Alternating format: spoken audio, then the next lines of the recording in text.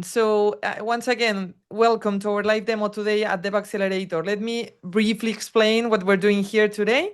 So basically, we are a talent accelerator. What we're doing is like we're helping Spanish-speaking software engineers globalize their professional careers, right? So what we're trying to achieve here is we want to connect these people, these like software engineers, these talented technology professionals with European companies, right? Like we're targeting the two sides of the same coin, of the same problem, so that we can help these guys also globalize their professional careers, right? So what are we doing here at DevAccelerator? Well, we're basically a software engineering community. Our engineers have different seniority levels, different specialties, including full stack, backend, front-end, mobile engineers, tech leads, engineering managers, software architects, QA engineers, and automation testers, AI engineers and machine learning specialists, also design engineers, and data professionals, right? So our mission today, and not only today as a company, is to bridge the gap between these Spanish-speaking engineers and the global tech opportunities, right? The way we approach this is through like community-driven growth, technical upskilling, interview preparation, English language trainings as well, and career support. Okay, those are the tools we provide to them, and this is why today we want to introduce you to our like project building initiative. The way we named this initiative is called the Startup Experience. Is an initiative where these engineers collaborate between each other throughout a couple of months, a few weeks, and they build real-world software products. The way they build these products is through like a Scrum-based approach, where they build products in an iterative way, and they're also leveraging AI and modern development tools to accelerate the delivery of these products, even only if it does make sense, right? Not for the sake of it. And also they build these products using a micro niche approach. So we want to target specific problems that users may have, and then they're gonna build the solution, the technical solution in order to approach it. So the goal of this initiative is for them to learn to develop this product skill, but also in parallel to encourage having this building in public mindset. How do we encourage for them to have this mindset? Well, they need to share their updates weekly through LinkedIn, through different post strategies, so that they're showing the progress that they're doing here, so that they show which kind of skills they're implementing, right? So these are some examples of them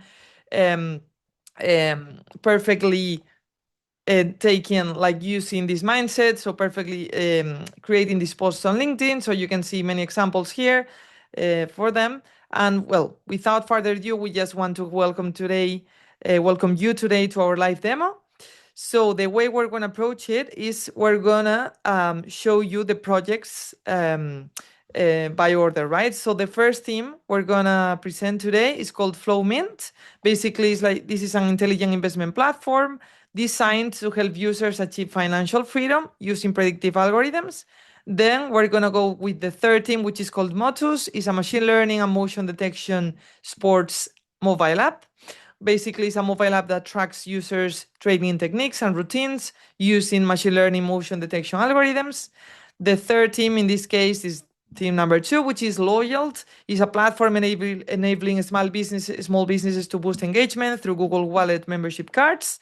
And the last team is going to be SplitFlow, which is a smart budgeting tool for groups and travelers managing shared expenses. Okay, so without further ado, let's start. We're going to start with Team 1. Team 1 is formed by Facu, Berenice, and Neil. So guys, if you want to share your screen, you can go for it. Yeah. Let's, start sharing here.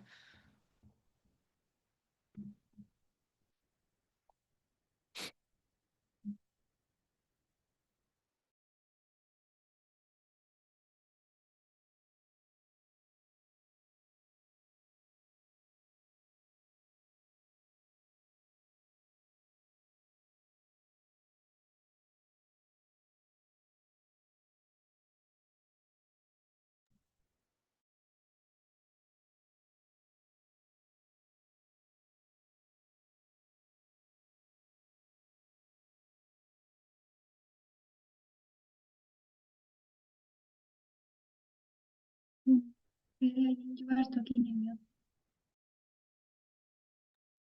Berenice, we can't hear you. I think you're on mute. You're on mute, yeah.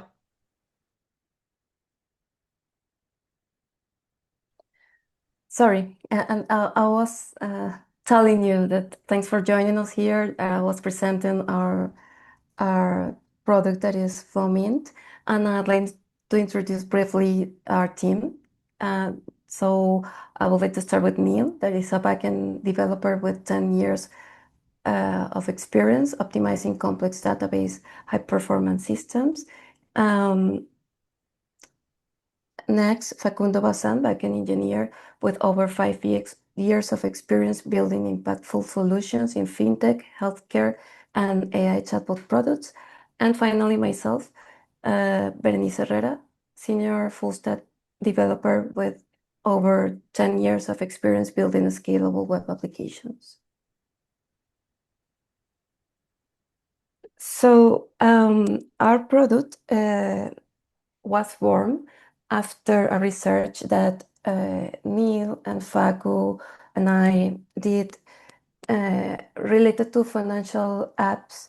And what we found was that most of them are focused on see what happened with our money, where did our money go, and without any opportunity to take to make a decision. So what we are trying to propose with our product is to have the opportunity to see the future, how we're going to define a way to not have blind decisions, and to have a way to predict our financial future and to make practice decisions with clarity and before action. So I would like you to show you our demo that is recorded because Netlify, that was the platform where I deployed, was kind of slow. So the first page that we're gonna find is the sign up, where basically we ask the user the date of birth, what is the primary goal, that could be monthly expenses, financial freedom, net worth, or saving goals, and how much the user have to get started. So we're gonna see here how I'm typing all these fields.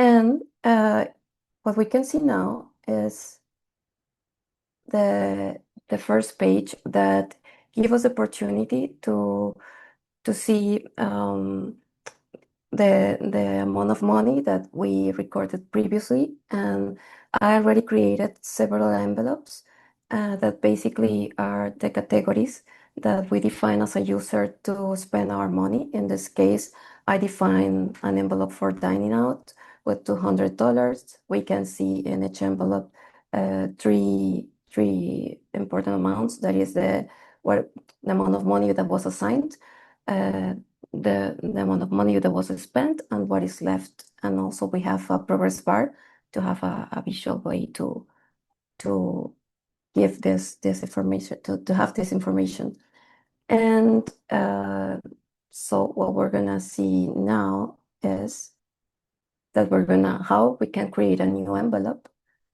In this case, I decided to create a fun money envelope with $300. And here we can see our new envelope with the amount of money that we assigned. In this case, we haven't spent anything yet. So once we have everything defined, in the day-to-day, we have the opportunity to record every expense. Like for example, this one, 30 sushi, that it means that I spent $30 buying sushi. And the application is asking us if the envelope where we want to record this expense is dining out. We confirm it, and the amount of money for this envelope was updated. And also we have a toast telling us what modification was done. We have now another example, in this case, $100 for hospital. In this case, we can say that was an emergency, that is, it will be for emergency fund envelope. And on the other hand, we have a Mint Coach assistant that basically is an assistant to give us the suggestion that we can save this surplus based on our previous movements. We can save this to our saving goals. And if we turn on the toggle, we can see that this amount of money, the suggested one, was discounted from the money to assign. And the next thing that we can see, that we're going to see, is that we're going to be able to go to the option saving goals, and we're going to see that this amount of money that was saved, now we have this in the saving goals page. And the idea of this option is that we're going to be able now to create another kind of envelopes, but the target now is for savings, like, for example, dead gadgets or home renovation or whatever we want to do it. So in this case, I'm going to create a new saving goals, that it would be a new car, for example.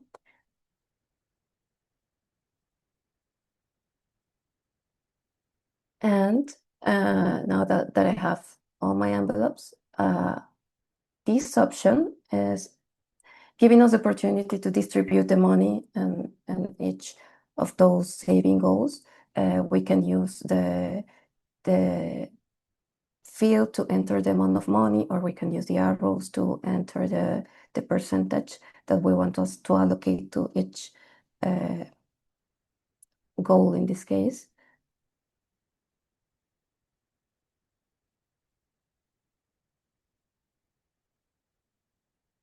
Or maybe you're not able to see what is behind this, right? But yeah, basically what we did here was to distribute the amount of money. Yeah, that is the main goal of this page, of this option. And now we can see all these envelopes with the amount of money updated. And the next option is net worth. What we have here is basically the opportunity to enter the assets and liabilities, and we are gonna have different indicators, several indicators, where we can have a chart projection. We have indicators like debt ratio, and also some tooltips to explain better each of those indicators. And yeah, each time that we update those variables, we can see that our net worth amount of money is updated. And we have different ways to interact with this information. And yeah, we also can see at the end of a page the same information. And finally, we have the financial freedom calculator, where the main goal of this page is to understand in which point of your life you are gonna be free from the need of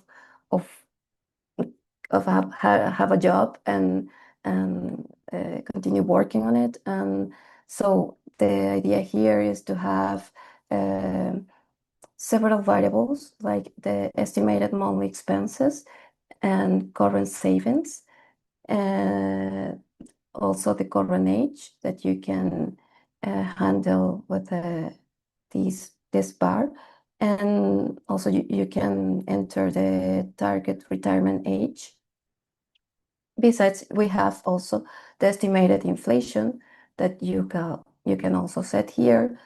And the formula that we are handling behind this is basically to calculate that your estimated monthly expenses multiplied by 25 is going to be your FIRE number. And so you're gonna see here the projection on when you're gonna be able to retire. Sorry, let me go back there to, for example, in this case, it says you would reach your financial freedom age. That's not so good, but actually, yes, at your 103 years. Yeah, but that is an idea that a feedback that the application can give you to understand that you have to do something else to improve this time. Yeah, that's all related to the demo. So let's go back to the presentation. And so we are going to work to talk now about the non-functional requirements. What we understood here is that we have to keep in mind security, since we are handling here financial data. So it needs to be protected. Reliability, because if we have silent errors, the user is not going to trust us anymore. And performance, because we need an application that give us fast responses to have a good user experience. And maintainability, since we are in a small team, this is a project that is growing, and we need a way to track the kind of features that we are creating, and a way to avoid accumulating tech debt. And for doing this, what we used was the tech stack. In the front end, we use Next.js. I didn't put it here, but we also use JavaScript and TypeScript. On the backend side, we use Node. We are using REST API to integrate the API, the front end with the service calls that are in the backend. And we are using Supabase and PostgreSQL as database. We're using Supabase, and more specifically PostgreSQL as database. And now it's the turn of Neil to explain us the entity relationship diagram. Thanks, Berenice. Do you hear me? Everyone hear me? Yes, thank you. Okay. Well, it's nice to have you here now that we know how our application helps to solve our financial struggles. Let's dive some more into the technical phase of it. As Berenice says, our tech stack is based on Next, Node for the backend, REST for the API, and Supabase, specifically Postgres for database. Now, let's dive into the entity relationship diagram. Our data model, on our data model, the owner of the data is always the user profile. Okay, all the data on every user is a multi-tenant application. All the data relies on the ID of this user. This grants the isolation of the data. We have a philosophy, a core philosophy on persistent facts and some states that are calculated. This is why you see an orange box for the FIRE calculator. Okay, the FIRE calculator receives some inputs, but the calculations are like this, non-persistent. This allows the application to have more like speed for the end user. On the, sorry, I jumped like on the middle. On the budgeting entity, we have envelopes. Well, we have user profile that can have many envelopes. These envelopes represent the category of expenses that this user has. And on this category, there will be one or more transactions, okay? We also have, for every user profiles, one or more saving goals. These are some kind of envelope, but it's not like so transactional, like the envelopes itself, okay? Finally, we have the network. Also is like connected with the user profile, but the network takes a snapshot. And the snapshot is basically a subtraction on the like actives or assets and the debts or the transactions itself. And this snapshot can have one or many assets and one or many liabilities. Let's see if I can say something else about, sorry, about the entity relationship. This would be everything, I think. We can jump now on the architecture. Well, we start on our front. As Bernice says, and I have to congratulate her because she made a beautiful front end based on this design system of atomic design that breaks every component of the front end design in atoms, like buttons, molecules that are of these atoms on the structures a bit bigger, and finally organisms that would be as we see in the slide, budget headers, envelope cards, these small cards where the envelopes are, that contains progress bars, the labels, the buttons, and everything. Okay. We also have the server components on 4 main pages: the dashboard, the network, the fire calculator, and setting goals. As I say, the fire calculators is much on the client side, for the calculations are like more dynamic. Okay, the rest came more from the server side. Okay, for our data layer, we follow strict rules of performance. We use server components and we use 10 stack query on the client side. Okay, on the server side, we use React server components for async queues.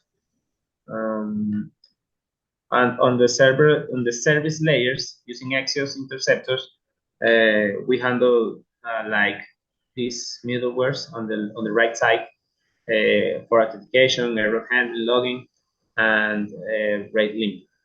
And the 5 main services that this layer handles for the envelopes, for the transactions, for the setting goals, networks, and file calculators. As I say, everything, all these services are fed with an Axios graph. Now let's speak about some of the backend side. Okay.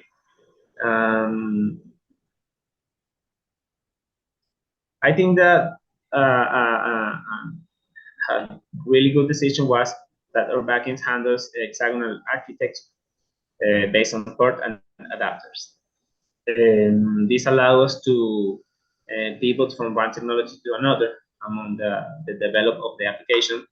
And as we see here, our domain core, where our entities and business rule lives, is isolated from the the rest of the framework.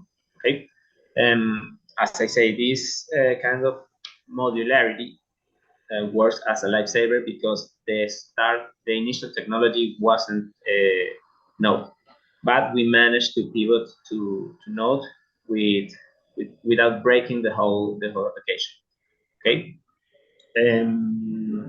The domain core, we have to talk about one additional point, that is to guarantee the mathematical precision on all these financial transactions. We about the floating points errors using only figures on the database. All the transactions are represented in cents. The front end handle this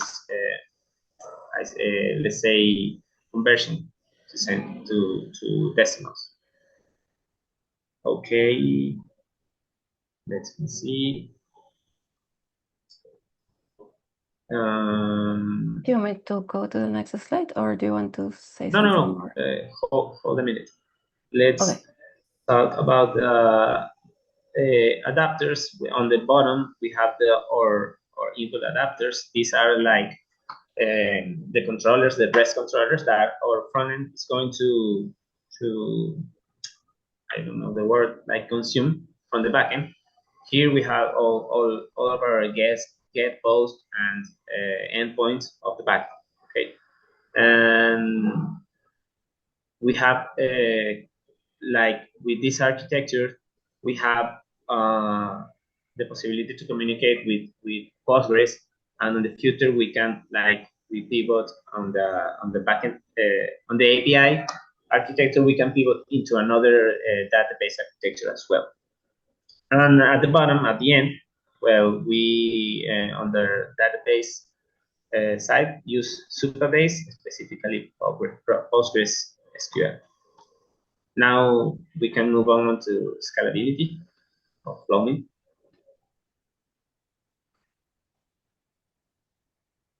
Wait a minute.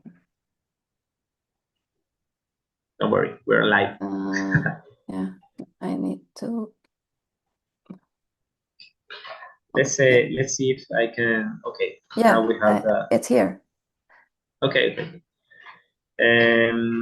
Okay. Right now, FlowMint operates in it has a nice architecture, but it's still a little bit monolith.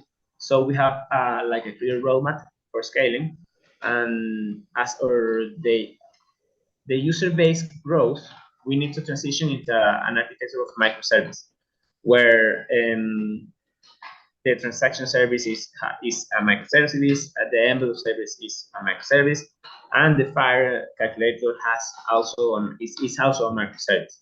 Each one with its own database. And this is good for growing purpose and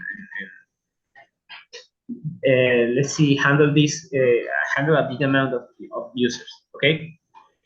The traffic will be secured at the edge by using Cloudflare or and routed through an API gateway. The front end it will still be Next.js. And finally, we have these bottom boxes on color. We consider important that to maintain the consistency of the data across these separate servers, we need to introduce an event-driven core using message broker like Kafka or Rabbit, implementing the Saga pattern for distributed robots. And finally, I think in every app, mostly on financial apps, the observability is a non-negotiable. So we will integrate Datadog to monitor system health and set business goals and trace like the behavior of the application in a big picture, as we can say. Well, this is the end of our presentation. We are open to any questions. And thanks a lot for your attention. Fantastic, guys. I loved it. I'm pretty sure we all did. There's many things I want to highlight here. First of all, the user interface that we can see is very intuitive. It's like there's no friction. It's very easy to navigate through the different features of the product, right? Because you have the menu on the left side. Like also, you can see that the interface is responsive as well, both for mobile and for desktop browsers. The features are quite straightforward. Also, the predictive algorithms for the users to actually estimate how long it's going to take for them to retire. Brilliant. I really like the product. Fantastic. Then the architecture, same thing. I loved it as well because you can tell how you guys were thinking already about scaling and building a clean one, even though these products are MVPs though, because like what we're trying to build here though, I haven't mentioned before, but because these guys only work in these products for 2-3 months on a part-time basis because they're all working full-time, these products are meant to be MVPs. So you can see like this is not an MVP at all. This is actually a product, right? And like the architecture is great as well.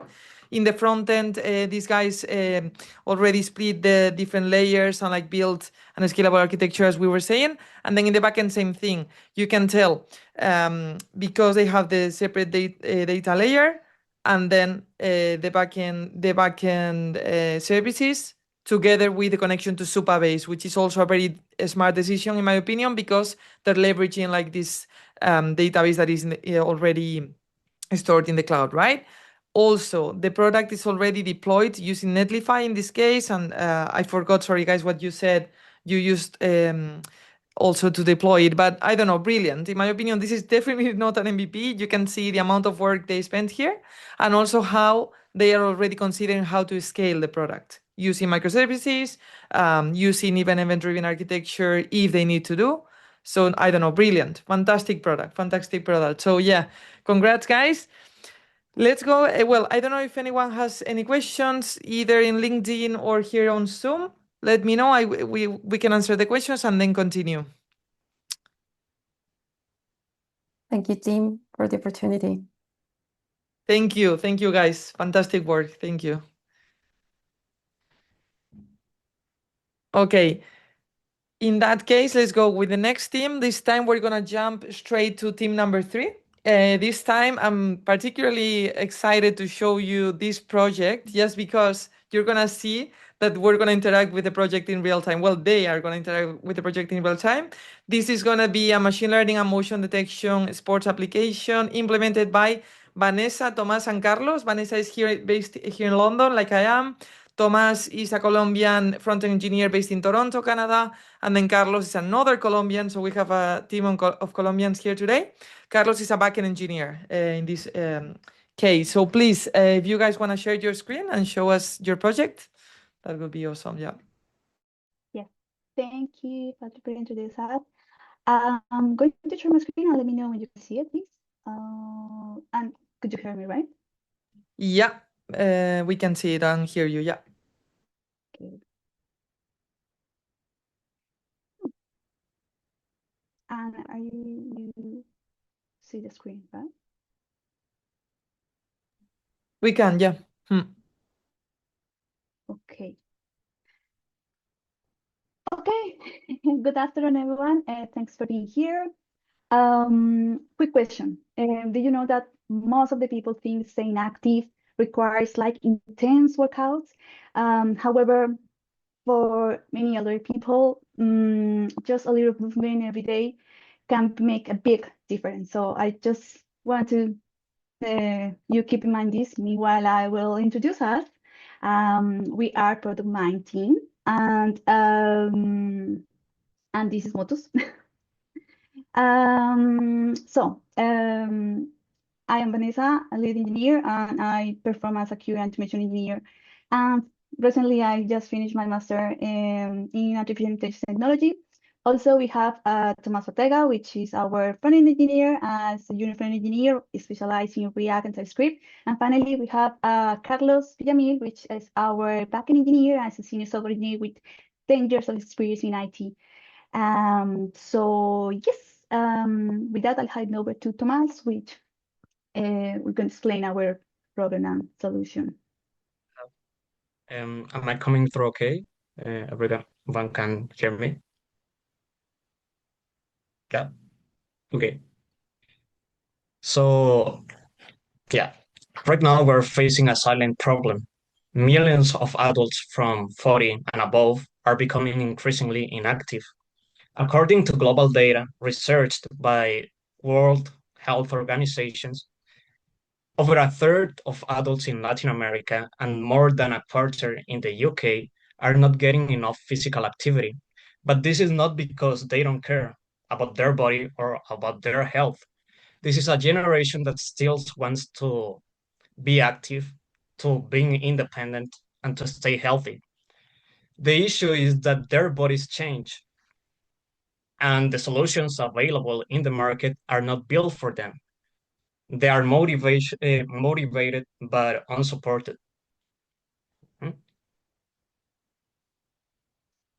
So we are not targeting elite athletes, not even athletes.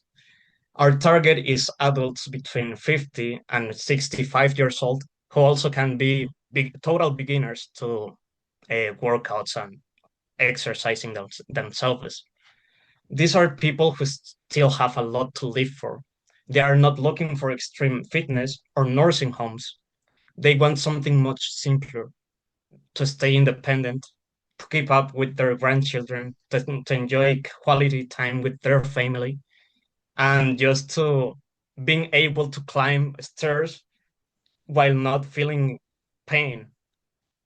In short, they are seeking health maintenance and physical independence. So the current problem is that today this group is stuck between two edges, two extremes.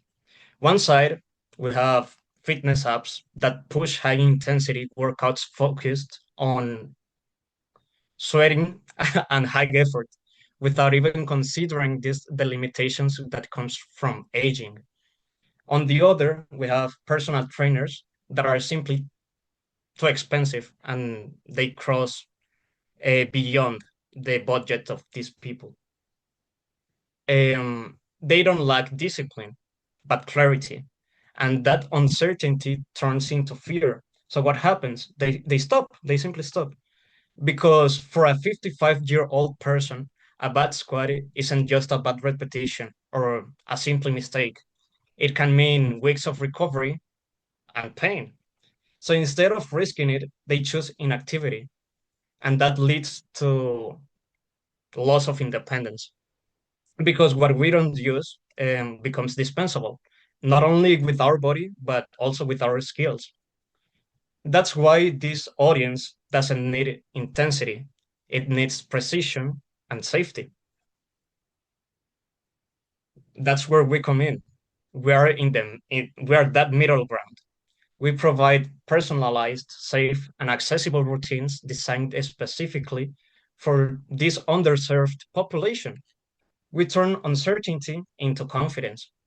Users fill out a short form where we gather information in order for us to feed our AI and provide a personalized routine.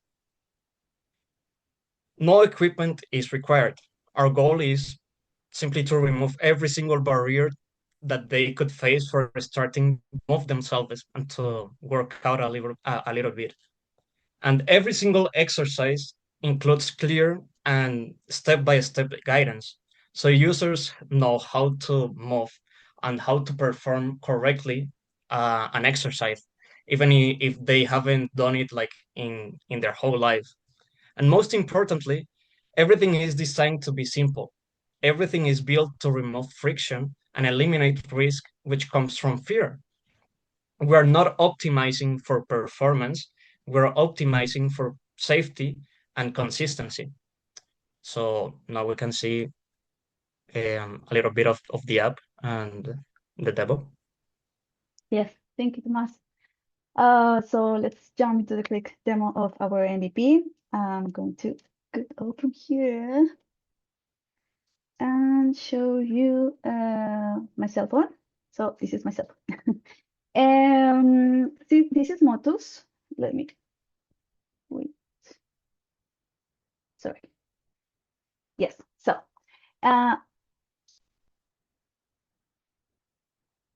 This is MOTUS. So first of all, I'm going to start with the login experience. So I will try to design single sign-on. I will try with one of my accounts, Google accounts. And as I'm a new user here, sorry, yes, the issues from leave demo. I'm going to try just create a new account from the very start. So let's see that I am Carolina Carvajal. This is my second name, my second last name. And a password. Okay, so we are going to create our account. And the idea of a new account is this one, is the one I want to show you. For new users, we guide them through a simple onboarding just to let us know, okay, some general information as my weight, my height, 7.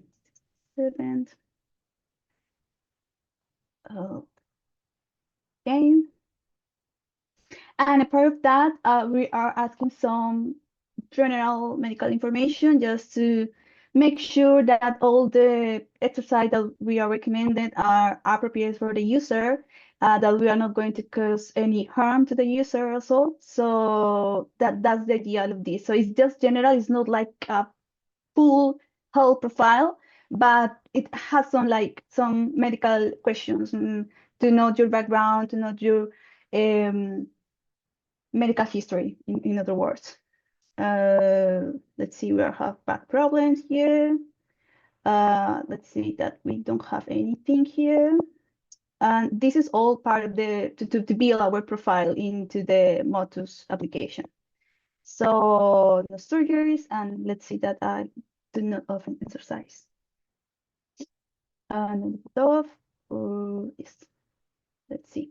So this is the onboarding process. So with this information, the idea is that MOTUS pre-collect that and try to join our exercise from the database and how can be this appropriate for the user, right? I'm going to get out from here and I'm going to start with another one, which also has a history because I want to show you how the statistics are showing. And yes, so let's start with this one.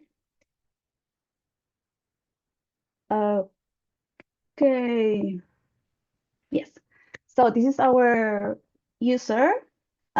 This is how when you are just already a registered user, you can see the dashboard. And here, when you are inside dashboard, it gives you a clear overview of your activities. If you give you your streak, your progress also. We are going to see that later, and today's routine. So you have access immediately to your daily workout. And in this moment, I'm going to close the camera here and I'm going to open my cell phone camera. So for example, these are the proposed exercise for today. So I'm going to make marching in place, a little bit of hip circles. I'm not going to do this exercise, otherwise I'm going to take a lot of time. So I'm going to make a couple of exercises and then I'm going to show you some videos of other exercises to show you some of the features that we develop in this application. So let's go. Let's start. So I hope you can see me here. Yes, you can see me.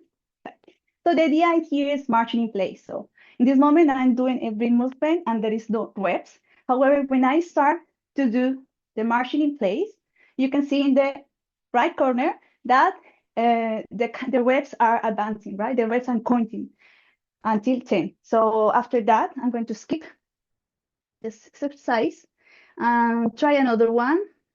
For example, this one. So every exercise has some specific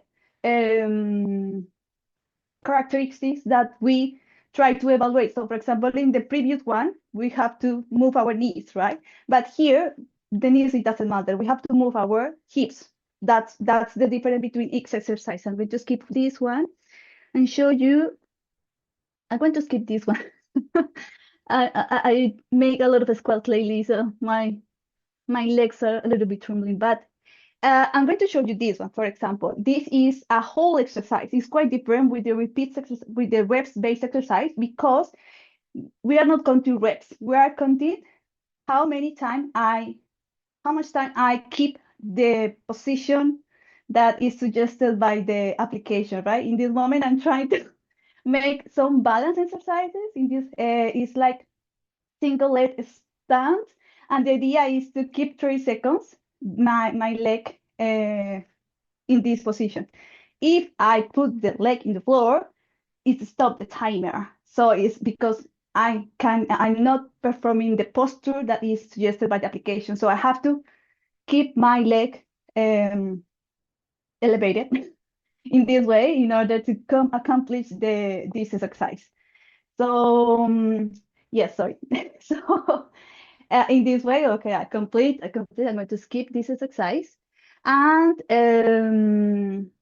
yes, I'm going to skip this one as well because I don't have a wall close to me. So when I finish the exercise, you can see that I'm going to come back here in the camera. So when we complete the workout, let's see that I complete all the exercises. We have some statistics here that how many reps I complete, how accurate was done, if I skip the exercise. So when we skip it, it's marked as not completed. So that's something that we included as part of the evaluation of the progress that we evaluate and the performing of the user. So we can see here that every exercise is recorded. It's recorded. Yes, the information is recorded here. And for example, we skipped the assisted squat, which is 0%, 0 reps. We skip also the calf stretch, which is the whole base exercise with 0 seconds of 120 seconds. Also skip it. So after that, we give the opportunity to the users to give us their feedback. So how was it? How difficult was it? How is your mood after that? The idea of this, that in the future, maybe later Tomás will be explaining about this, but the idea is that capture this information also and try to include it in the context that we build. That we build to recommend these exercises. So the idea is that if it was difficult, well, try to keep this on track, keep the same exercises until you can do it without that, without problem. Right, and if I mark it as easy, that was great. I can submit the feedback, and later look at this. So current strike today. So if I'm going to my progress, I will see that there is a history here of the days that I've been working out. Some exercises that will be included here, like how many exercises of balance, of mobility, of strength, of stretching. We include these 4 categories in order to cover the they integrate the workout, not only balance, because we also know that the strength is a main important exercises that should be included in the working out of elder people. Also the mobility, also the stretching. So it's not only just one type of exercises. We include in our database different categories of exercises. And finally, we have here like average accuracy. Well, this previous day was like over 80s, but right now that I did not do all the exercises, well, it dropped a little bit. And that will be the live demo. Now I will show you some of the videos that we prepare. Basically, just to show you some of the features that we include in the application. So for example, this is calf raises. It's like a small movement and only focuses in the ankles, but look at the application that it's able to count all the reps that I'm performing in the application, right? In the exercise, sorry. Then we have also this kind of exercise, which is a little bit complex because you can see all the landmarks here. It also like evaluate like not only my leg, the stretching of my leg, also evaluate that my arm trying to grab my foot, my feet, sorry. Another one, well, if I don't do it, it will stop the timer. So just see a little bit the video. Yes, like that, it stop the timer. So it also like try to evaluate the complex exercises like this. Also, okay, sorry, this not this one. This is a lateral neck tilt. I'm just testing here that a little bit of difference between lateral neck tilt and neck rotation. It being evaluated in the application. So if I'm doing a neck rotation, it's not counting as a rep. And it's a pretty small difference between lateral neck tilt and neck rotation. Even if it's a small difference, it evaluates that. So we try to include this in some of the exercises that have similar characteristics, similar points to evaluate. Then we have sorry, this. We also want to evaluate not only that counting reps, rep or no rep, rep or no rep. No, we also counted like the accuracy of the reps. For example, here we have a chair squat with arms up.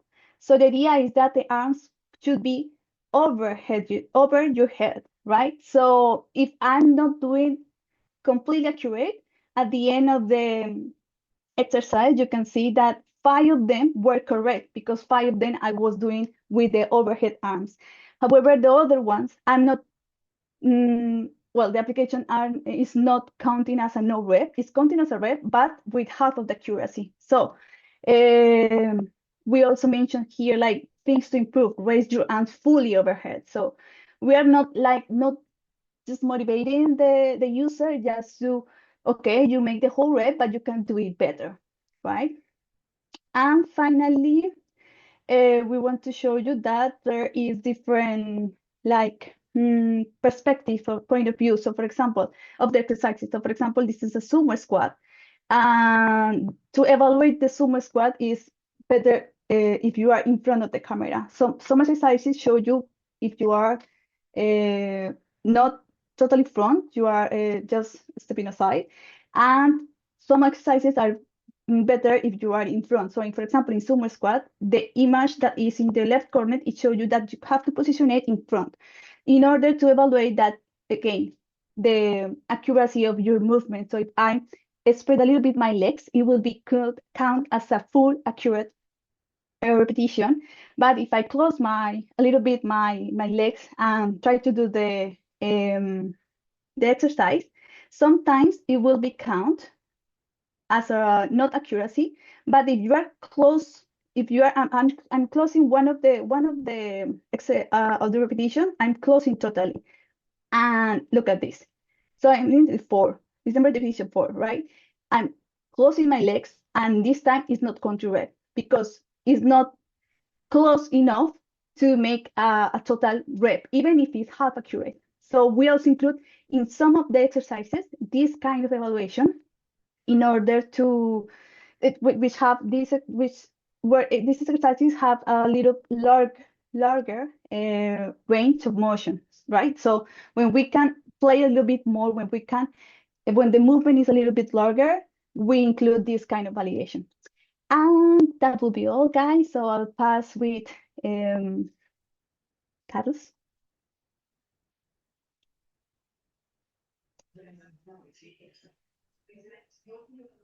Okay, thank you, Vanessa. Well, as Vanessa mentioned, this is our app, MOTUS, and this is our tech stack.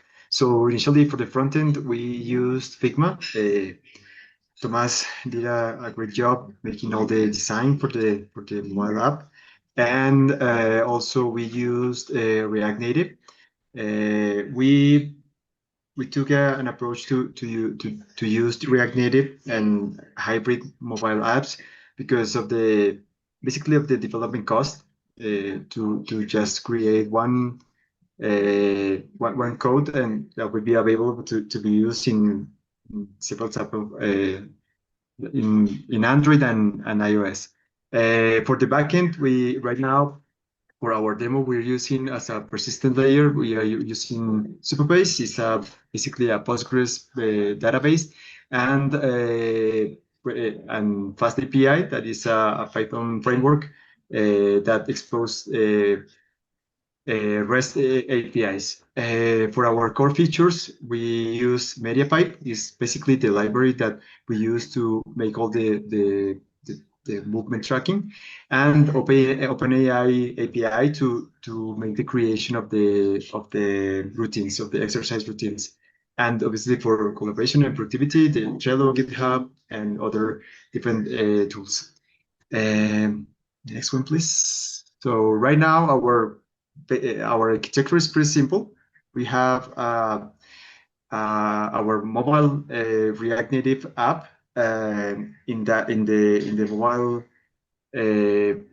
mobile app, we embed the MediaPipe library. One of the decisions that we took at the moment we designed that is that we needed that MediaPipe was in the mobile app due to the speed that we need from the feedback from the movement of the user. For example, if we move it out to the backend, we will need a lot of requests coming back and forth from the front end and the backend. So one of the decisions that we took, one of the architecture decisions that we took was to embed the MediaPipe library into the mobile app. Also, we use Cloudinary, that is basically a web service to store and fetch the images that you guys saw in the app. And for the backend, as I mentioned before, the Fast API backend is basically the backend that exposes the REST endpoints. Our persistent layer is Supabase, and the OpenAI API to generate the workouts, the workouts. Yeah. Okay, so for our entity relationship model, we try to store the information of the user. There are a couple of tables that we get the basic information of the user, but also one of the important tables that we have is the user profile. It's the table that it's related to the initial form that Vanessa showed, that is grabbing the information about the different conditions that the user has, that the user have. For example, heart conditions, balance conditions, if the user had surgeries. And with that information, and we are able to know what kind of exercises we want to suggest to the user. Also have a full list of all the exercises that we are showing to the user. Right now is a list of about 52 exercises, but the idea is that in the future that list is going to be way bigger. And also the tables are registering the information about every execution of the exercise, every execution of the session itself, of the workout itself.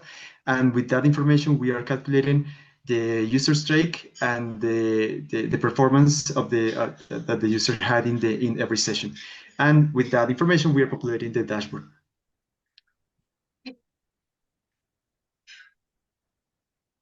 I'll take it from here. So I will show how how are we using MediaPipe in our solution. So basically, the front camera, as you can see, there are a stage of post detection where MediaPipe, where MOTUS is identify the territory landmarks that MediaPipe offers.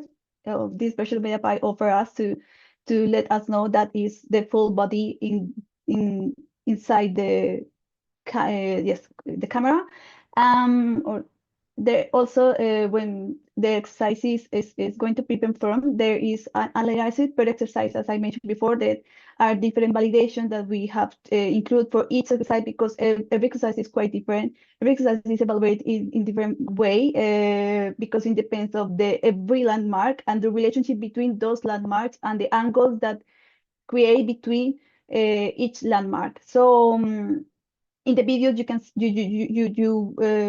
was able to see that there are different red points and the skeleton formed between these points, the grid lines. So that is the territory landmark that we use to validate. So there are two types of evaluate.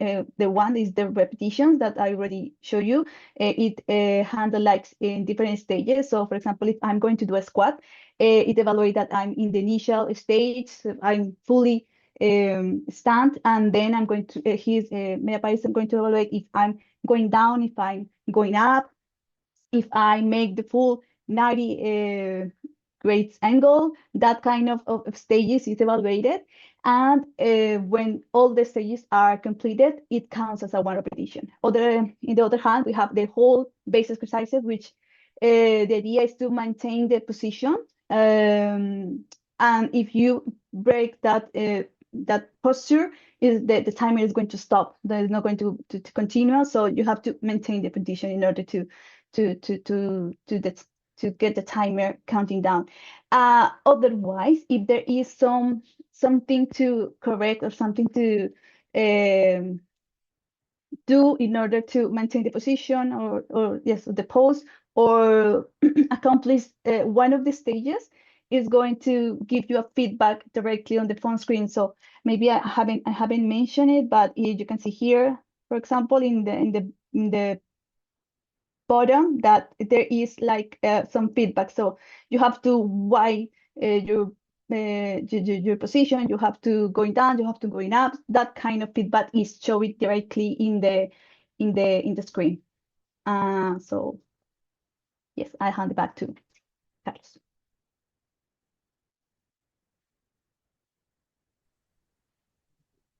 Sorry, thank you. So basically for the routine assignment, yeah, as I mentioned before, in the database diagram, we have some tables that are storing the information about the exercise. So we are having the exercise category. For example, Vanessa showed some exercises related to mobility or strength or flexibility. So we are storing that information. And another important point is that we're storing the user generic conditions. For example, if the user had a surgery, and the user mentioned that in our form, we are going to suggest some type of exercises that they are not going to harm the user. For example, if he has any knee problem, we're not going to suggest that the user makes squats, for example. So that work is also done by the LLM. We are using an OpenAI API, and we we have some prompts to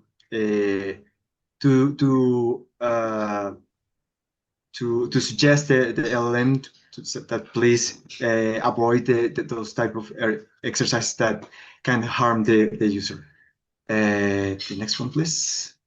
Okay, so talking about the scalability, right now, as you guys saw, the demo architecture is pretty simple. So the idea is that we are going to build a real product architecture right now. As I mentioned before, right now we have rebuilt our demo using React Native, and also MediaPipe embed in our mobile app.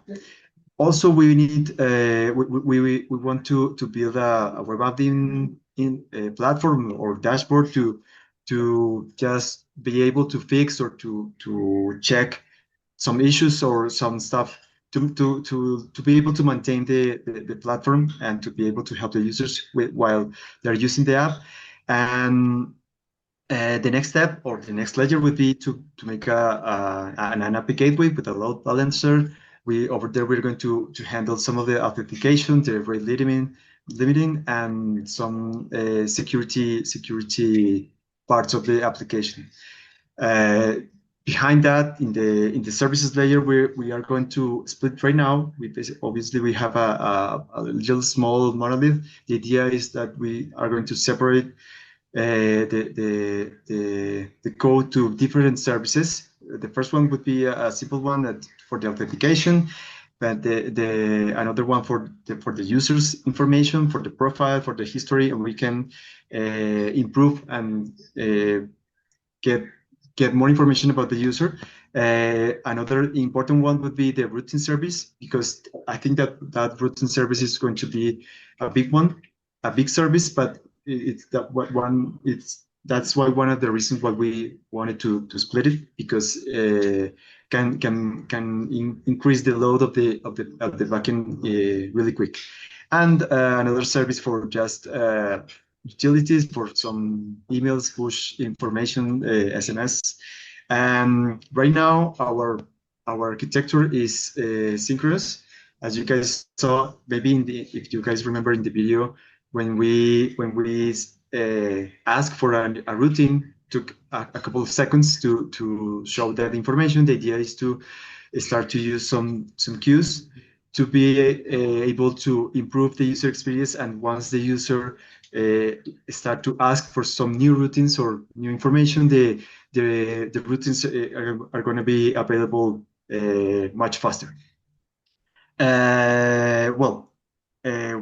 After that, also in the services layer, we're going to add some information related to the analytics. As you guys can imagine, we can start to fetch a lot of information related to how the user is performance, and how can the user can feel after every workout. So with that information, that can enrich how we can generate the routines for the users. So fetching that information and enriching that and grabbing that information to enrich the routines, that's going to be one of the features that we can add in the future.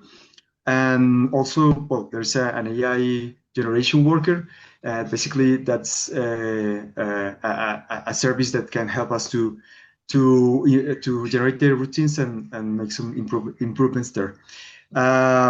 In the data layer, one of the things that we thought about is that we can continue using Supabase as our primary database, but we want also to use read replicas. The users can start to want to see the statistics of their workouts. So with the help of the read replicas, we can alleviate the work of the database, and the users can get information much faster. And also we can add some caching strategies for the routines, for the sessions, for some even for the dashboards. We're thinking about implementing that in the future. Okay, so also it's pretty important that we add some observability for the application itself, for the whole performance of the app. Services such as Datadog or Sentry can help us to know the status of the app and how it's performing. And there's another AI layer that we wanted to implement, is basically the LLM generation as we had it right now, but separated in a different service, and also some caching for the prompting or for the responses of the AI. But also we thought about what happens in case that if OpenAI just has an outage. So we thought about having a small model, like a backup model, that we can continue to provide routines to the users and to continue to operate our app. And some guardrails, basically that is a service or a service that can help us to avoid some of the, let's say, when the LLMs start to make some hallucinations, we can add some conditions that we can ensure that the LLM and our AI is performing as we want. And for the infrastructure, well, we are thinking about using services like ECS in the AWS infrastructure.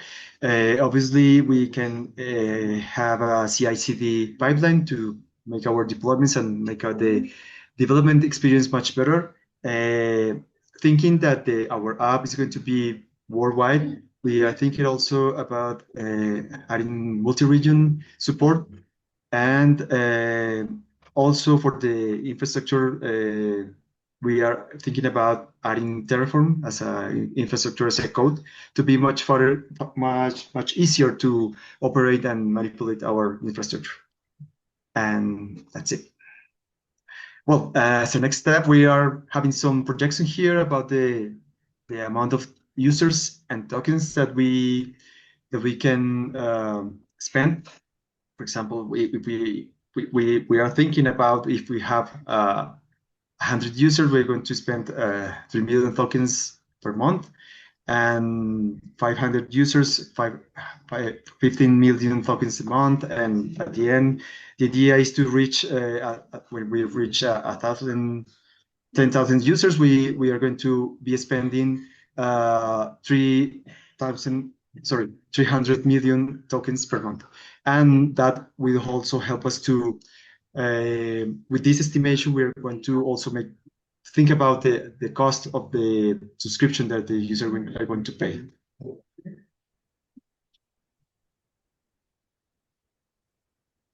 Okay, so for some, in additional to some features that Carlos was showing to us, we're also planning on working on a voice-guided feedback while the user is performing the exercise, because it can be more instructive for them to perform the exercise if they have a feedback while they do the exercise.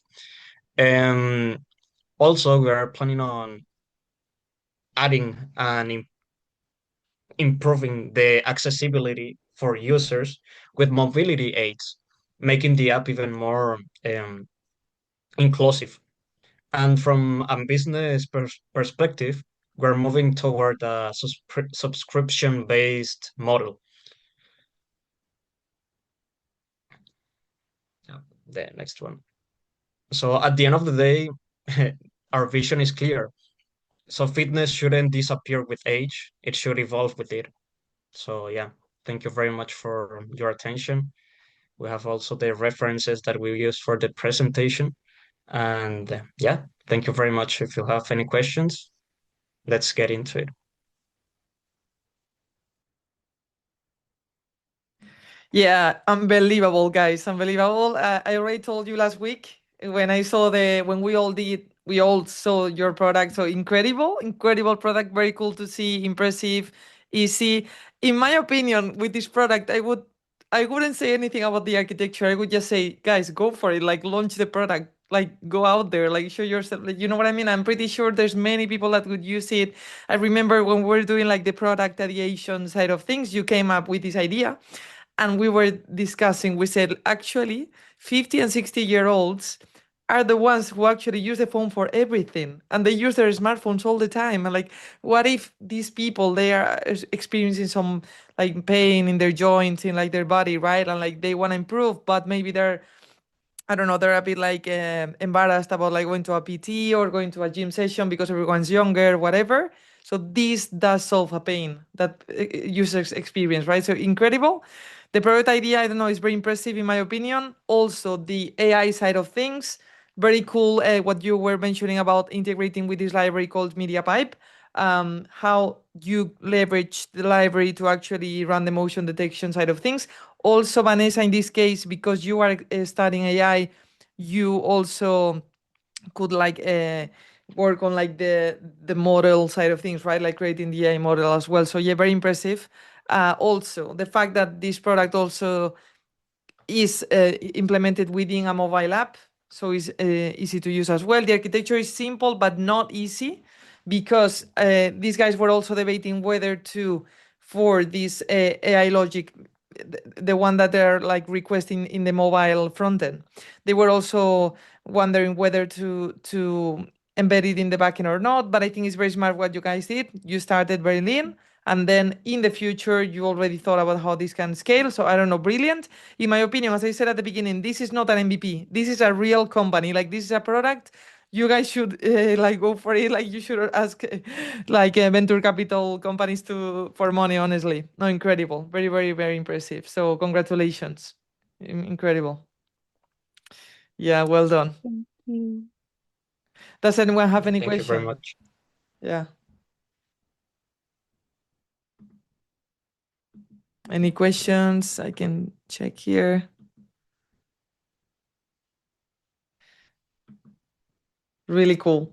Yeah, also it's very fun to see like how you were like actually testing things out. And I'm sure about like you being sort of Vanessa with like the squads. I trust you completely. Yeah, I haven't done many squats in 2 weeks in my life. So yeah. I'm sure. Of course, you need to test the algorithm, right? You see, this is also why like leveraging AI and stuff can be healthy. It can be healthy as well. So funny. Anyway, okay, let's go with the next team. In this case, this time we're gonna go with Diego, Patsy, and Noemi.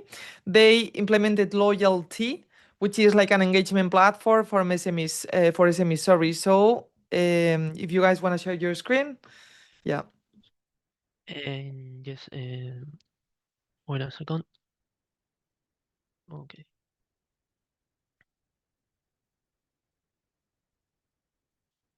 Do you see the screen? Perfect. Yeah, we can. Okay, before deep in the product, let me introduce the team. Wait a second. First, we have Patsy with 5 years of experience as a front-end engineer. He is responsible for the developing the user interface of our product. Next, we have Noemi with also 5 years of experience as a backend engineer, focused on Java. Um, and me, I'm a backend developer. But in this project, I got the role of tech lead to make sure we are on track and make technical decisions. So, what is our product? Doesn't uh, yes. Have you ever gone to a small business and they give you a physical card like this? Uh, for me, no, I don't know about you, but for me it's a problem because I always lose these cards and sometimes forget bringing it with me. Um, Also, it's not only a problem for customers. It's also for the business because they can see what for what are they using this card, no? They can't make data-driven decision with because they don't have any data. That's we creating loyalty, no? To make a easy to use reward system for the business and the customers. Uh, and and that's it. Patsy uh, have prepared a video for the demo, so you can see the video.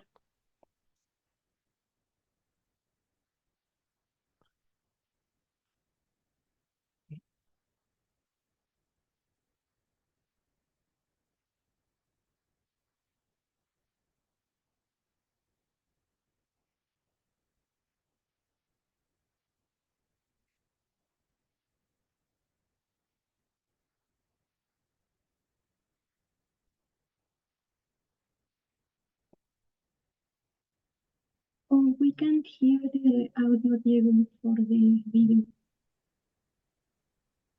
Sorry, what? We can't hear the audio.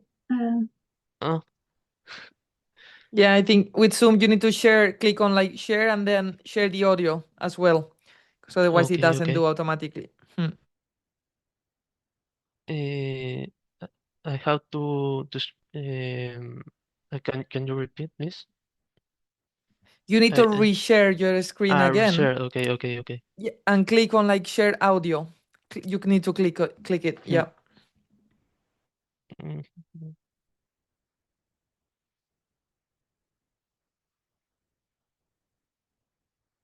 Mm,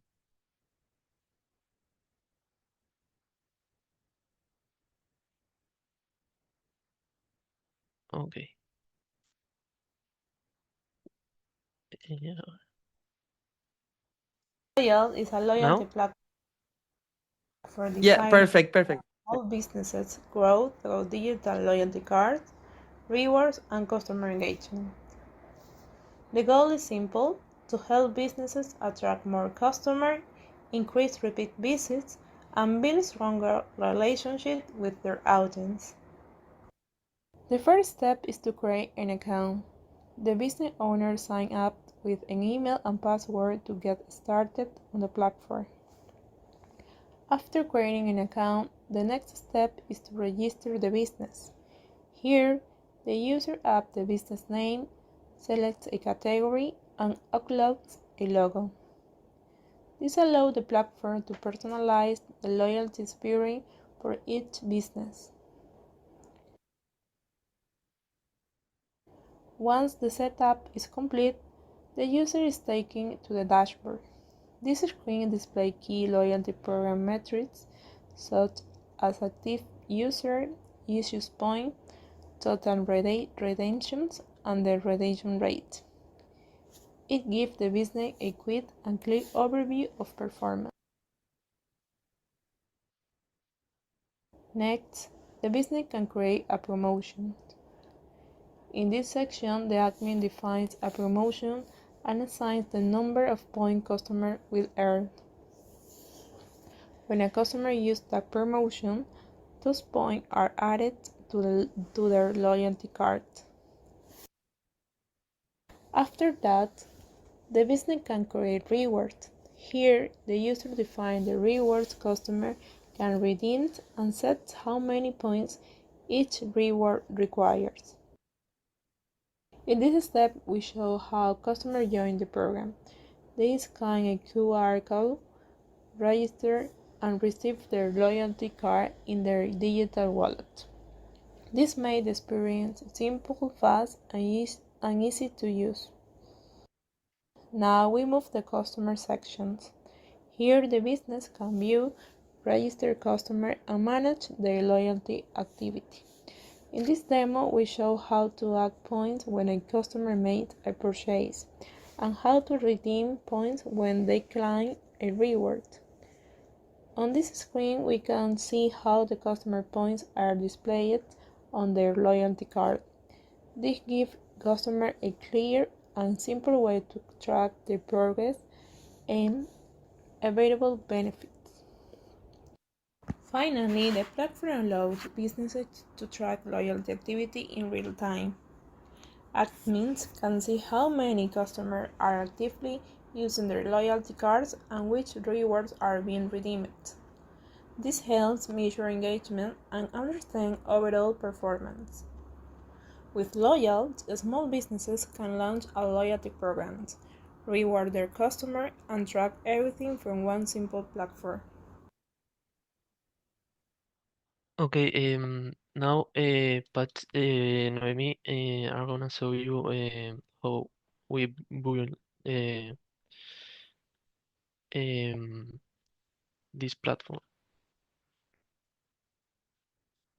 So Noemi. You're on mute, Noemi. Oh, sorry. Thank you, Diego. And hi, everyone. This is the current system design of our application. For the stack of technologies that we choose on the front-end side, we use React and TypeScript because together they allow us to build dynamic and reusable components in the UI. On the backend side, we choose Java with Spring Boot. Because of the characteristics of the project, we were aware that we needed REST API integration, handling security, and database integration. And Spring Boot offers all of this without additional setup, and also because it offers the possibility to create scalable systems. We chose Supabase because it offers several functionalities that we were aware that we needed for our application, such as Supabase out for authentication. This means that we are not creating the JSON Web Tokens in the backend. Supabase is responsible for creating these tokens. The frontend is directly requesting sign up and sign in, and the backend is verifying that the token sent by the frontend is valid by also interacting with Supabase out. We are also using Supabase storage to save the application images. We are using also this application to store our data, of course. We have created some triggers in order to increase and decrease the points, as we saw in the previous presentation. This logic is not being managed directly by the backend. Instead of that, what we have is a webhook configured directly in Supabase TV that is sending an event to our backend, and the backend is responsible to send this points update to Google Wallet. For this MVP, we decided to start only with the Google Wallet integration because the REST API is open, flexible, and easy to integrate with JavaScript and Spring Boot. Well, that is the diagram of our current system design. Now let's see the scalability diagram. Well, this is a scalability diagram that we have in mind for an early future. We designed the system to be able to handle the traffic and users by distributing the load across multiple instances. We are using an application load balancer, which is responsible for receiving the API request from the front end and the end users, and is distributing all the traffic between different instances. This allows us to avoid points of failure and the system availability. For improving performance, we are using a cache layer with Amazon Elastic Cache. This helps us to reduce the number of direct calls that we are being made to the database. This is going to improve the time of response for frequent requests of data. For authentication and data storage, we are relying on Supabase for an early future, but we don't discard using Amazon RDS. For a better handling of traffic of points updates, we are thinking about using Amazon MSK. So instead of processing everything synchronously, we can handle updates asynchronously, improving the performance of our application. We already have the Google Wallet integration, and we need to add Apple Wallet for iOS users. Finally, we also consider the integration with a point-of-sale system. This system can send requests to our backend without requiring the cashier's manual work. As you saw in the presentation, currently we are adding and decreasing the points manually, but that is not the expected final behavior. We just did it for this MVP. And we have, would you please go down, Diego? Yeah. I would like to show the representation of our database is, we are using just a few tables. We are saving all related to business in the business table and all related to customers in the customers table. We have a customer business table that is a joint table that basically what is saving is all the customers that are associated to a business. We also have a customer transaction table. This is where all the information related to every transaction that a customer has does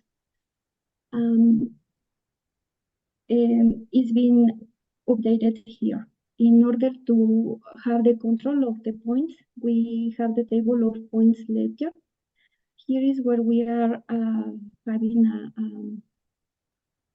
the records that are related to a redemption or a reward claim. And well, also we have two additional tables for save the information about rewards and promotions. The user table is represented in a different color because, as I mentioned, we are not creating users table for authentication. This is a table part of the supervised authentication. And yeah, I think that is all that I have for system design. You can go ahead, Diego, please. Yes, to finish the presentation, we have a roadmap. As Noemi said, we have we will add new wallet connections like Apple Pay or Samsung Pay. We will add a push notification for customers to they be aware if they are gain points or they cast a reward or something else. Also, we think that it's good idea add custom domains and customizable landing campaigns. Also, we add more business analytic like engagement, purchasing behavior, and so on, and improve the actual point system to avoid the business do it manually. That's where uh, the point of sale coming, and that's it.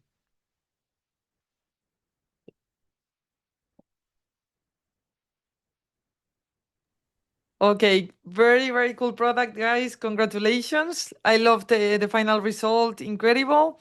Also, you know what I was thinking when I was like seeing the product and stuff, that actually with the roadmap that you have for this product to scale, this could become an ecosystem for small businesses in a way that, like, okay, you start having these like cards, these Google Wallet cards to engage like your users, to like come up with offers and stuff. But what you said about like, what if we also extend this product with analytics? What if we also extend this product with like tracking when the users are willing to spend more time, or like which kind of offers work for the users, customizing everything. So actually this can be huge. And like, I don't know, it's very, very cool to see. You kept it simple, but that doesn't mean it's not easy. It's actually like a product that people can use today if they want to. It's customizable, as you said. So I don't know, congrats. Really good product. I really like it. What else can I say about like the features I was thinking before?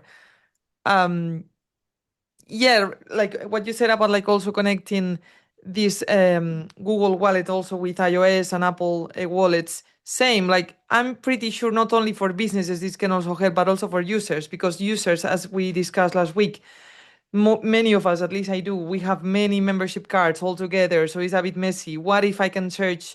What if I have like a search bar, like somewhere where I can actually quickly get my different cards, or even share benefits within businesses? There's many ideas, honestly, but what matters here is the product. It's a great product, and yeah, congrats. Like honestly, there's no much from my side to say. Like I really like it, so well done, guys. Thank you. Really cool. Thank you, Patri. Cool. Any questions? Yeah, from any of you, both in Zoom and LinkedIn?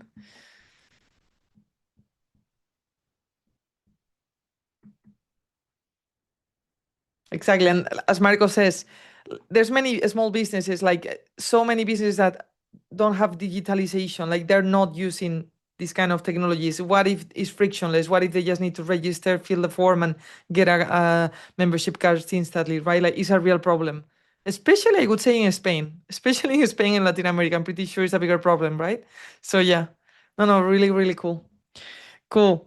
All right, let's continue with the last team. This time we have SplitFlow, which is a smart budgeting tool. Another very cool product. Another team of rock stars. This time we have Eugenio from Ecuador, Erwin in Germany, Berlin, and Hector from Peru. So if you guys wanna crack on, it's your turn. Yeah. All right. Thank you for having us. I'm going to start sharing my screen.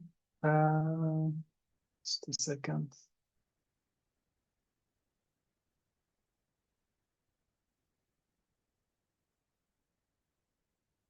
Okay, I trust you can see it now.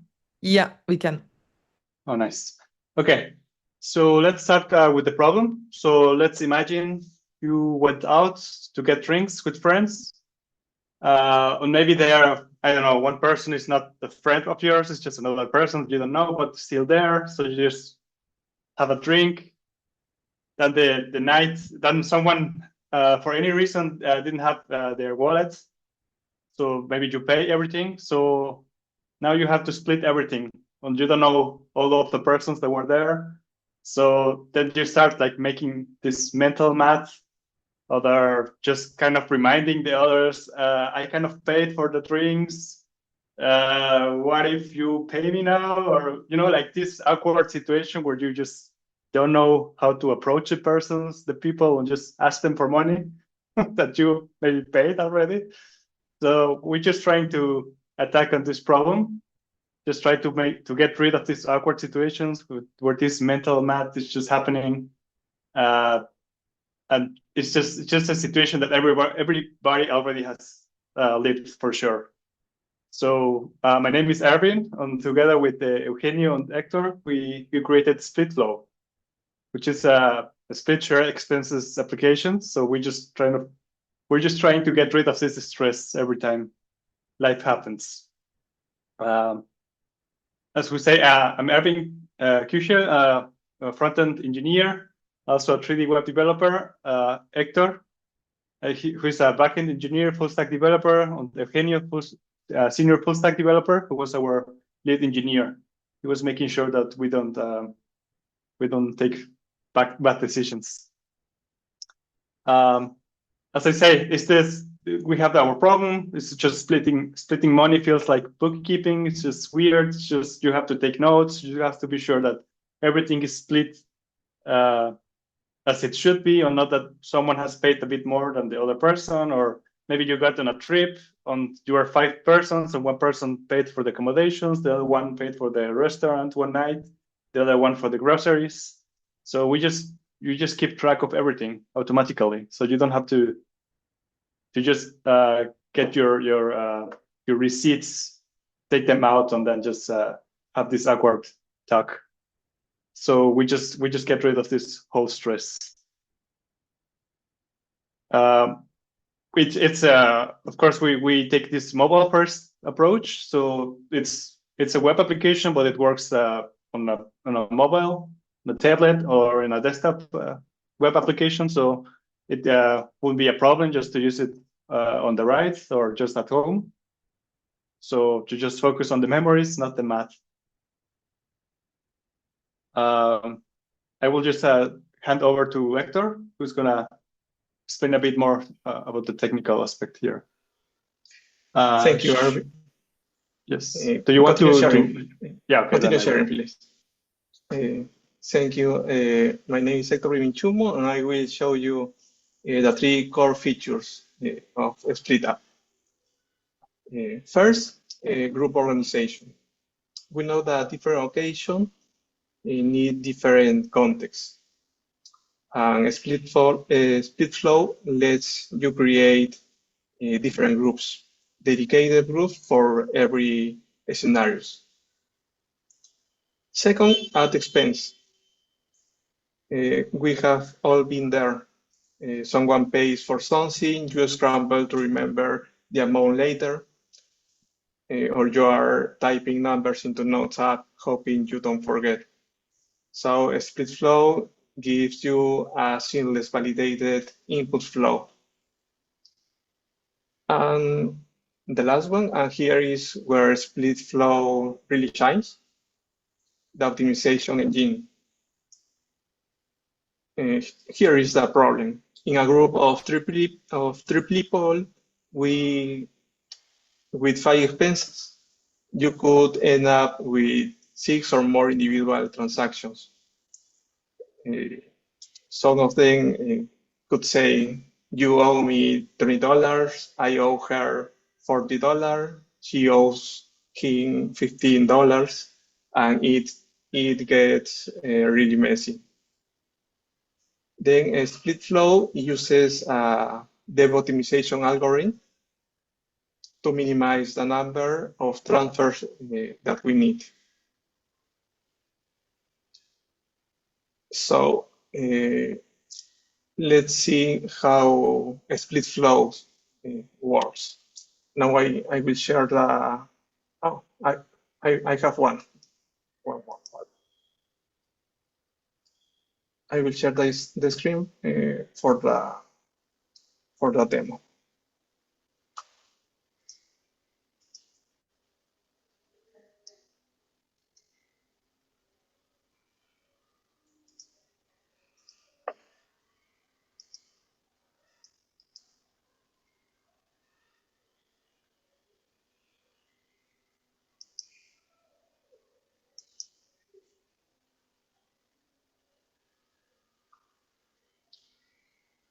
Oh, sorry.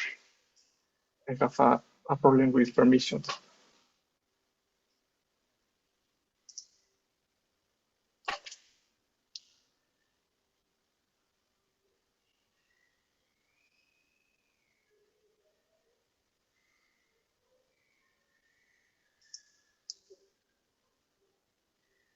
I can talk about the tech stack meanwhile. Does it sound good? Or yes, please, because okay. I need to yes. Okay, then I will keep on explaining. So I trust you see my screen. Okay, then thank you.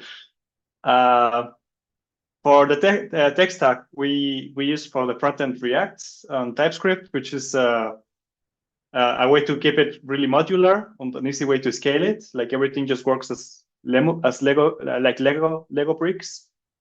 And we have TypeScript just to make sure that everything is working as it should be, even mostly because we are handling with money. So it should be like really safe. So using TypeScript is the way to go. Node.js, we use Node.js in order to keep it in JavaScript, so the fast iterations are possible. We use Supabase, which uses PostgreSQL, which is a relational database. It makes everything clear that every expenses has an owner and persons involved. So everything is like really kept relational. Yeah, let's say it. We use deployment versions, just like a pretty straightforward to just deploy the whole project. And as a workflow, we just GitHub and Trello just in order to make sure that we have our tickets, or we have the things that needed to get done, and we just were working through that. So really easy to work in using this workflow. And then we just use the good old Claude to support us during the whole project. So right now, before we go to the live demo, we have this MVP phase where we just are showing our dashboards, like the whole information, everything, like really just attacking the pain points. Like first creating the groups, adding expenses and getting split accordingly. So we just kind of make sure that we first attack these pain points that gets first done.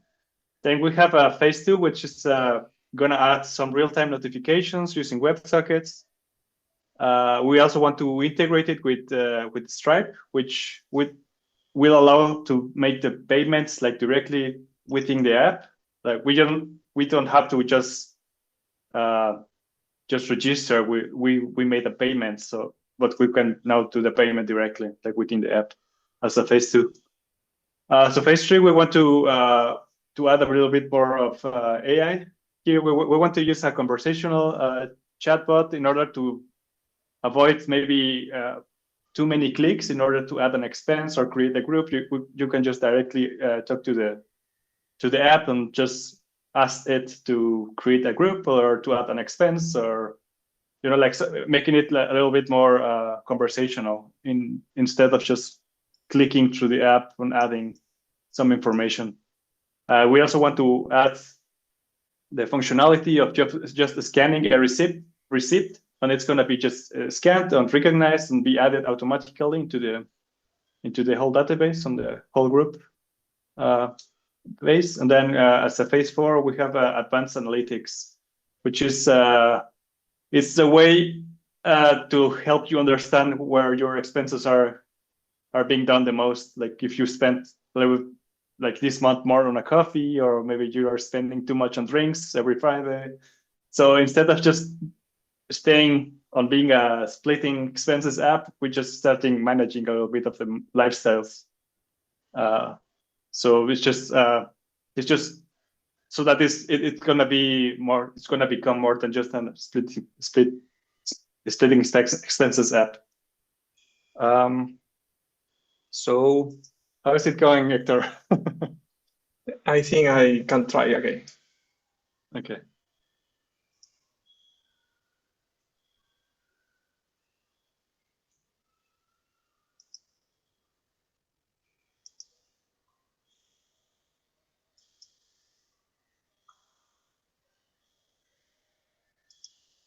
Nice. We can see the screen. Great. So this is a SplitFlow application. And in this part, we can see an onboarding to tell the people how it's about SplitFlow. And we can share some friends sharing, a text that stop the awkward money talk. Track every taco and trip, and settle up with just one tap. That is what SplitFlow offers to people. At the top, we have three buttons. The first one that skip the intro, and the other one to log into the system. If you don't have an account registered in SplitFlow, you have to sign up, register the full name, the email, and the password. Also, we have the option to register with a Google account. In this case, we already have an account registered.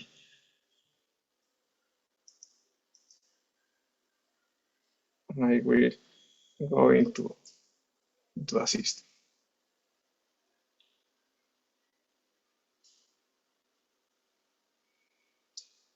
Let's imagine that we have three friends, Alice, Jordan, and Alex. They decide to go to the summer music festival, and they register their expenses into SplitFlow. For example, Alice pay for festival tickets, also for food and drinks. Then Jordan pay for hotel room, Alex for Uber rides, and Jordan again for breakfast and snacks. They are 5 expenses registered in the app. Instead of say, I owe you some money, I owe you some, you owe me some money, we reduce the quantity of transactions in only 2 transactions. This is the optimization engine of SplitFlow, that we can see who has to transfer money to who. In this case, Alice spent more money. The other 2 members have to transfer the money to settle up this group. In this case, Alex has to transfer to Alice 185, and Jordan has to transfer $20. This is a button that you can click to remind the people who owe you money. At the beginning of this group, at the top we have the name of the group, the number of participants, Alice, Jordan, and Alex. And also, if you are the owner of the group, you have the possibility of edit or delete the group. In this case, Alice is the owner of this group, and we can see this edit button. We open this model, and we can change the name, the category, or the description. There is a danger zone where we can delete the group. Also, only the owner can see this delete group.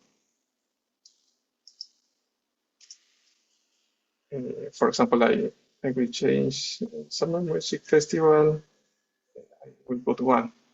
Then I enable the save button.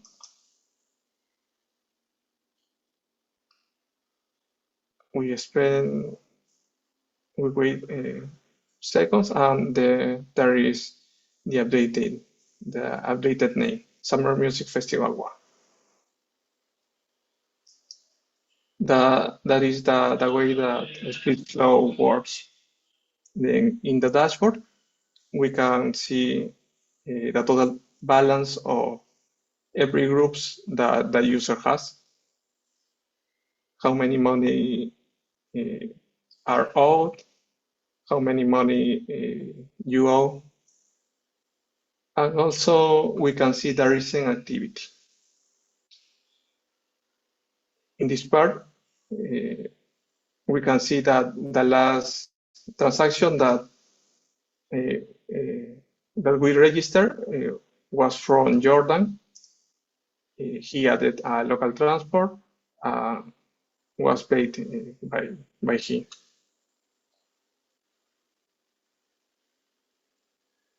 We can also see in view details.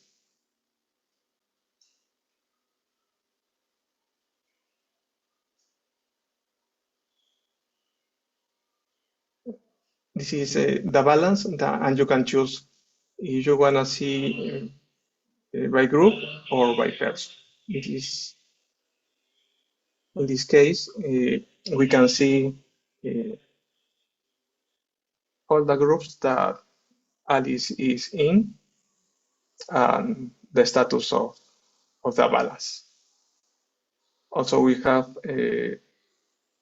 action buttons that invite you to pay the people inside the group, or to give a reminder to the people inside the group to pay your money back. If you want to see by person, just show the cards with the name of the people that have to transfer, or you have to transfer the money.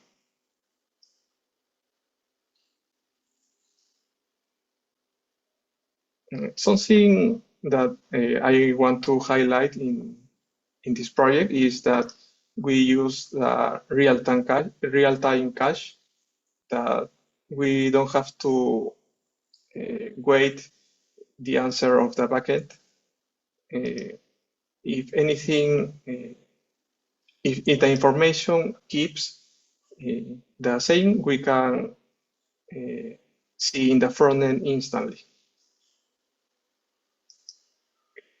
without waiting for the answer to the backend.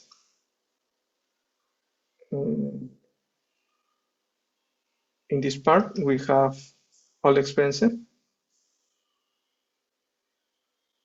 That is the information that we have in all the groups. Total expenses, 17, the quantity of money that you spent, and the money that people have to transfer to you with the net. If we want to filter, for example, the expenses for related to food, we can write food and do the filter.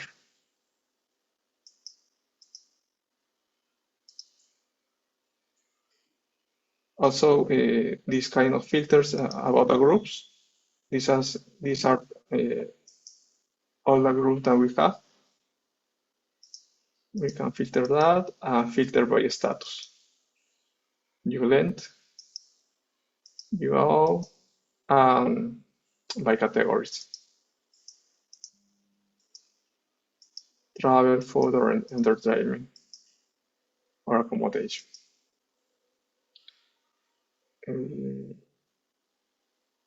Maybe adding an expense? Yes, thank you. In this group, Tokyo Adventures 2026, we can add an expense. For example,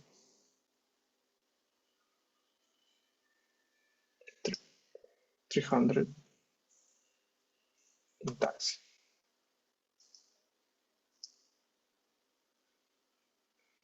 We will suppose that Alice spent $300 in taxes.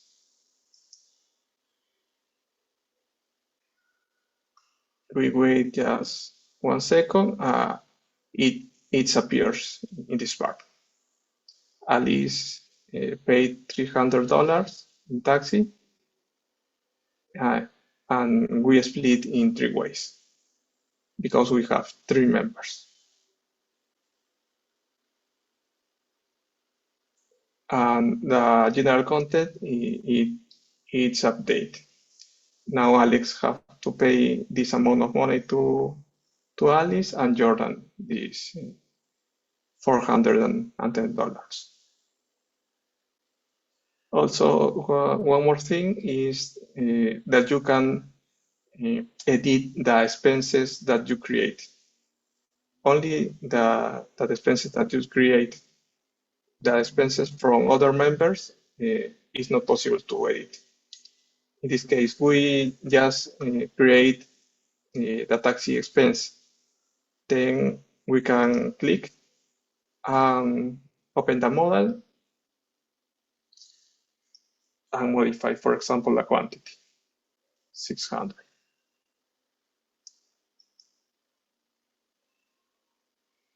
We put in save, and it updates the amount. Also for delete, only the owner of the expense can delete it. In the danger zone, delete expense. Are you sure you want to delete? Delete. And the expense, it disappears. And the quantities, it's already updated.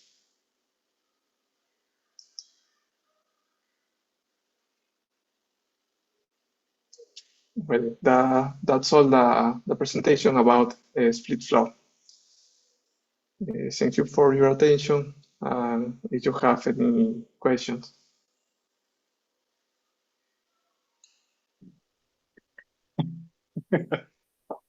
Bravo. Fantastic team. I love it. Honestly, what I love about this product, because I was seeing all the flow that Hector was showing us, and also Edwin. So you can tell that here what's key is the front end, right? Because this application is user-centered, right? Is meant to be used by users, but like probably they're gonna use it whether like in their smartphones or maybe like in a desktop application as well. But it needs to be used by users, right? So it's very key that the interface, the front end is easy to use, easy to navigate, intuitive, and that's the case. And I love what you said about like the cache being like a real-time one within the front end as well. So really, really good job. Really good job, guys. I like it. Also, regarding the architecture as well, something I didn't mention before, but all the teams implemented similar stuff. First thing, using TypeScript here is key. TypeScript is the go-to technology for front-end companies nowadays because it allows the front-end code to scale more easily, right? Because TypeScript allows you to create objects with a certain type. It's not as flexible as JavaScript, so great choice. The fact that you also used Supabase for the backend, great choice as well. Sorry, for the database, great choice as well. Most of the teams did. I think all of the teams, you guys, all of you used Supabase. So great one as well because it has like a free tier. So it's an easy way for people who build software to create a free database initial, and then if they're going to scale, they can pay per use. So great one. Vercel for deploying the application as well, great choice. I think most of you guys also use Vercel. This team concretely and specifically, they leveraged Claude in order for them to build the code. So that's also a really good choice. I know everyone's talking about Claude lately. You guys did, so great. Also, regarding this product, what else? What I like about it is the network effect. So I'm pretty sure because you guys now have the MVP, have the initial stage of the product, at some point if you want to scale it, you can also leverage the network effect side of things. So creating referral codes, sharing discount codes, even like having some kind of integration with the previous product that Diego and Noemi and stuff built, right? Like the engagement one. So yeah, great one. And what else? Yeah, and regarding the architecture as well, I also want to mention something I liked about like the 4 products is that you can see when we build software, right? We have like so many tools that we can use, so many architectural decisions we can make. But what matters is not the tool, is how you apply it. And I think it was easy to see that for the 4 products today, you leverage different tools based on the use cases. And this is great, guys. Like, honestly, incredible. And yeah, specifically for this product, well done. I really like the front end, the architecture, and like how simple you guys kept things here. So congratulations, guys. Yeah. Well done. Any questions, guys?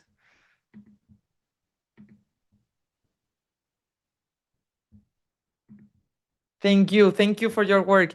Honestly, incredible. To finalize, I know we're out of time, but I just want to mention, as I just said, incredible. What I could witness today is, first of all, you are engineers, right? You're building, you're not only coding. So all of you, first of all, came up with a product idea solving a real problem. The login and the user sign up flows were automatic, right? All of you, with one click, the user literally goes into the app and sees the value instantly. So that's incredible. Most of you, I think all of the teams also leveraged AI. Like that's something we can't ignore. So all of you did incredible work as well. Then yes, the tech stack, as I said before, was adapted to individual use cases. So that's also amazing. I don't know, the way you guys communicated between yourselves. What I didn't say is that you were working in different countries with different time zones and everything was very smooth. I was checking Discord once in a while to see how you were communicating. To me, it looked like a real company, honestly. You were like catching up every week, like sharing updates, incredible. So I don't know. It's been a pleasure to see. And what I see here is like how you combine product and engineering skills. So I don't know, really, really proud and like really happy to see the result, honestly. Well, great job. Thank you for coming as well. Yeah. Thank you, Padre. Thank you. Thank you so much. Yeah. All right. So yeah, then let's call it a day. Let's finish here. But yeah, honestly, thank you so much for your work.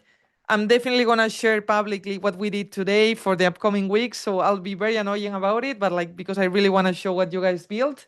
So yeah, congratulations. Thank you so much for coming. Y eso, muchas gracias, chicos, por venir. Y de verdad, muy bien. O sea, brillante, ¿vale? Los 4 equipos y estoy súper contenta. Y ya os digo, me gusta mucho que he visto como estos patrones en los 4 proyectos, de que todos habéis tomado decisiones muy, muy bien, la comunicación fantástica, los productos, los 4 están listos para utilizarse hoy, los 4 desplegados, con Vercel, con Supabase, con estas herramientas que habéis utilizado todos, incluso sin que lo hayáis dicho, sin que lo hayáis compartido entre vosotros, fijaros que los 4 usasteis las mismas, con lo cual, pues eso, me encanta verlo, ¿vale? Y muy bien. Y ya os contaré las próximas semanas porque la idea es compartir todo lo que habéis hecho hoy aquí. Y de verdad, enhorabuena, enhorabuena a los 4. Muy bien, ¿vale? Muchas gracias. Muchas gracias, Patri. La verdad es que muchas gracias por la oportunidad, por la plataforma, por todo lo que estás organizando. Nos ayuda mucho a crecer. Todas las masterclass, la verdad es que pienso que los materiales que nos das, las herramientas que estamos aprendiendo, Mm. nos están ayudando a todos a crecer muchísimo. Por lo menos personalmente puedo decir eso. La verdad es que muchas gracias. Me alegro muchísimo. Mira, y si hay algo que quiero que os llevéis de hoy es haber perdido, no sé si perder el miedo, pero actuar a pesar del miedo, ¿verdad? Es decir, joder, que a lo mejor yo nunca he hecho una presentación en inglés, pero mira, la hago igual. Y he hecho un producto software y ahora sé que lo puedo hacer por mí mismo y no necesito de un líder técnico que lo haga por mí. Lo voy a hacer yo. Y lo voy a hacer, pues oye, con estas herramientas y lo voy a publicar en LinkedIn y me voy a exponer. Y eso es lo que yo quiero que os quedéis, ¿vale? Ni una línea de código ni algo específico, es la actitud de voy a por ello y nadie me tiene que dar permiso, ¿vale? Lo hago por mí mismo, así que de verdad enhorabuena, porque eso es lo que he visto hoy aquí y me ha encantado, o sea que muy bien, muy bien, muy bien. Bueno, os dejo marchar entonces. Venga, muchísimas gracias a todos, Vale. vale, hablamos estos días. Gracias, un saludo. Bye. Hasta luego, chao, chao, chao, Gracias. chao. Gracias, Patri. Gracias. Chao. Chao.